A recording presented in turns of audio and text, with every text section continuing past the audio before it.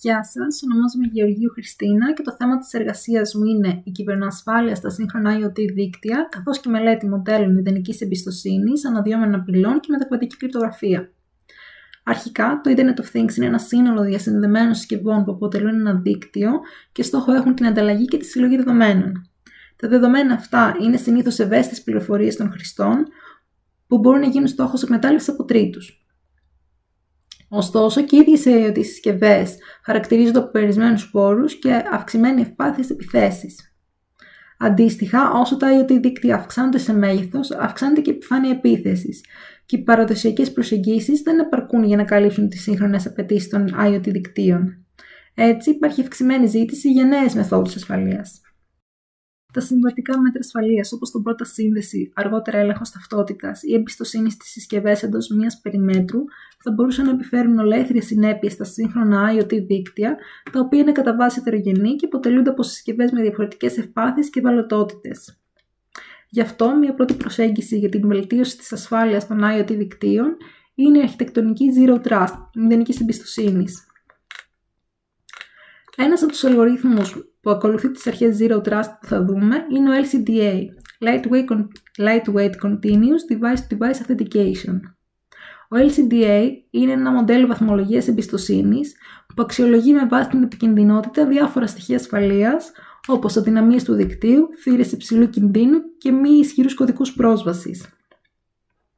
Με βάση την αξιολόγηση, η πύλη θα λάβει μια βαθμολογία που καθορίζει αν θα δοθεί πρόσβαση στο διακομιστή εφαρμογών στο ίντρανετ, δηλαδή το εσωτερικό δίκτυο. Το αποτέλεσμα της βαθμολογίας θα μπορεί να κυμαίνεται από 0 έως 1, με το 0 είναι το χαμηλότερο επίπεδο εμπιστοσύνης και 1 η βέλτιστη ασφάλεια και αξιοπιστία. Ο αλγόριθμος Trust Score βαθμολογεί την εμπιστοσύνη των παραμέτρων του δικτύου, έχοντας τα υψηλότερα βάρη χαρακτηριστικά προσαρμοστικής ανίχνευσης απειλών, δηλαδή αναγνώριση μοτίβων που ενδέχεται να υποδηλώνουν κακόβουλες ενέργειες. Το σύστημα αποτελείται από μια κεντρική πύλη, ένα κύριο δρομολογητή και τις συσκευές IoT και προσαρμόζει σε πραγματικό χρόνο τη βαθμολογία εμπιστοσύνης κάθε συσκευής και μόλις ανιχνεύσει κάποια ανομαλία στο σύστημα, επιβάλλει αυτόματα μέτρα ασφαλείας όπως περιορισμό ή διακοπή της σύνδεσης. Μία δεύτερη αρχιτεκτονική η οποία κάνει χρήση της αρχής Zero Trust είναι ένα επίπεδο ασφαλείας που ενσωματώνει τη τεχνολογία blockchain. Πιο συγκεκριμένα, πρόκειται για ένα πρωτόκολλο 4 επιπέδων που εστιάζει στην αποδοτική αξιοποίηση των περιορισμένων πόρων των IoT συσκευών αλλά και την ισχυρή αυθεντικοποίηση. Πρώτο είναι το επίπεδο των IoT συσκευών, το οποίο κάνει χρήση ελαφριών πρωτοκόλλων ασφαλείας που επιτρέπουν κρυπτογράφηση και αυθεντικοποίηση. Δεύτερο είναι το επίπεδο Edge, που επεξεργάζεται τα δεδομένα σε πραγματικό χρόνο και επιβάλλει πολιτικές ασφαλείας. Οι πύλες Edge λειτουργούν ως ενδιάμεσα μεταξύ των IoT συσκευών και του cloud για περιορισμένη επικοινωνία μεταξύ των συσκευών με σκοπό τη μείωση της επιφάνειας επίθεσης. Τρίτο είναι το επίπεδο Cloud, που υλοποιείται η κεντρική διαχείριση των πολιτικών ασφαλείας, η αποθήκευση των δεδομένων και η συνολική διαχείριση του συστήματος. Σε αυτό το επίπεδο καθορίζονται τα δικαιώματα πρόσβασης, τα επίπεδα εμπιστοσύνης και οι ταυτότητες των συσκευών. Τέταρτο και τελευταίο είναι το επίπεδο εμπιστοσύνης και δεδομένων με ενεργοποίηση blockchain. Κάθε συσκευή καταχωρεί τη μοναδική κρυπτογραφική της ταυτότητα στο blockchain, επιτρέποντας αποκεντρωμένη και αξιόπιστη επαλήθευση κατά την πρόσβασή της στο δίκτυο. Μία τρίτη αρχιτεκτονική είναι ένα σύστημα εξουσιοδότησης μονού πακέτου SPA που βασίζεται στη φιλοσοφία μηδενικής εμπιστοσύνης. Ουσιαστικά, ο μηχανισμός αυτός λειτουργεί μέσω ενός SDP, Software Defined Perimeter, δηλαδή ενός εικονικού τείχους προστασίας γύρω από τα δεδομένα, κρύβοντας τα από το δίκτυο. Το μοντέλο αποτελείται από τις τερματικές IoT συσκευές με SPA clients, έναν ελεκτή SDP με SPA server και μια πύλη πρόσβασης. Όπως φαίνεται και από το σχεδιάγραμμα, η διαδικασία ξεκινάει μόλις η IoT συσκευή στείλει ένα SPA πακέτο. Ο controller ελέγχει την εγκυρότητα του πακέτου και αν η συσκευή θεωρηθεί αξιόπιστη, της επιτρέπει να συνεχίσει. Στη συνέχεια γίνεται ένα TCP handshake για να ξεκινήσει η επικοινωνία. Ο controller ενημερώνει το gateway για να υποδεχθεί τη συσκευή και μαζί υπολογίζουν ένα κοινό κλειδί και αν τα στοιχεία τους ταιριάζουν, επιτρέπεται η επικοινωνία.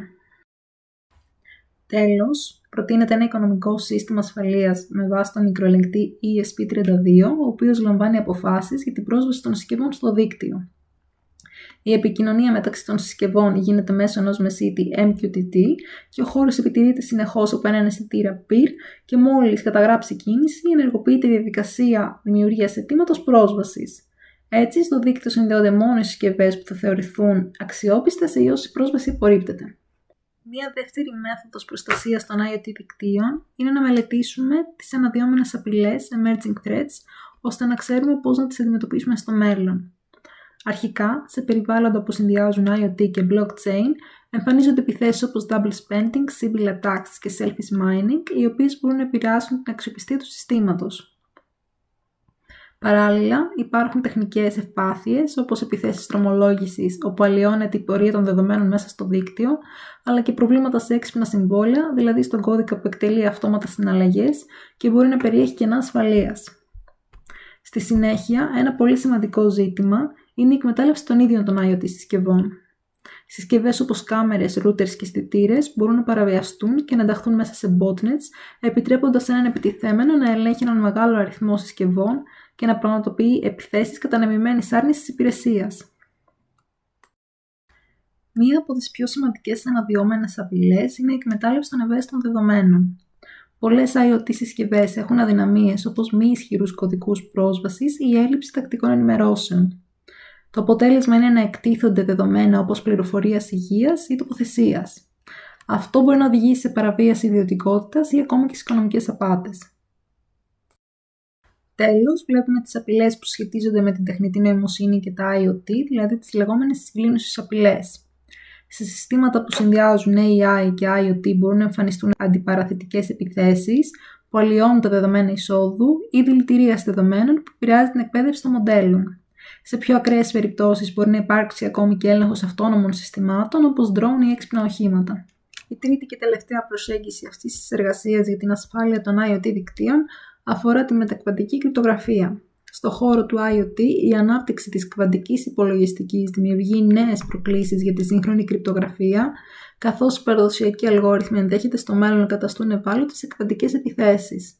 Για το λόγο αυτό αναπτύσσεται η μετακβαντική κρυπτογραφία, δηλαδή η κρυπτογραφία μετά την κβαντική εποχή, η οποία περιλαμβάνει αλγορίθμους όπως κυρίως ο Crystal στη Lithium και ο Falcon, που είναι ανθεκτικοί σε τέτοιου είδους απειλές. Η ενσωμάτωση αυτών των μηχανισμών σε τεχνολογίες όπως το VPN επιτρέπει την ασφαλή επικοινωνία σε IoT δίκτυα, προστατεύοντας τα δεδομένα ακόμη και από μελλοντικές επιθέσεις. Παρόλο που δεν απαιτούνται σημαντικές αλλαγές στο υπάρχον υλικό, υπάρχει αυξημένη απέτηση σε υπολογιστική ισχύ, μνήμη και ευρωζώνης, κάτι που αποτελεί πρόκληση για τις IoT συσκευές, καθώς είναι συσκευές με περιορισμένους πόρους. Παράλληλα, μπορούμε να συνδυάσουμε ακόμη περισσότερο την ασφάλεια των IoT δικτύων, συνδυάζοντας τη μετακβαντική κρυπτογραφία με το blockchain. Το blockchain είναι μια αποκεντρωμένη και αμετάβλητη δομή και έτσι διασφαλίζει την ακεραιότητα και την αξιοπιστία των δεδομένων.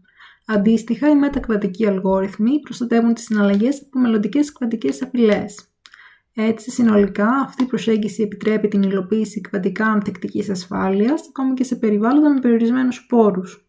Οι IoT συσκευές θα μπορούν να υπογράφουν τοπικά τα δεδομένα τους και να τα αποστέλνουν σε ένα ασφαλές blockchain δίκτυο για επαλήθευση και καταγραφή.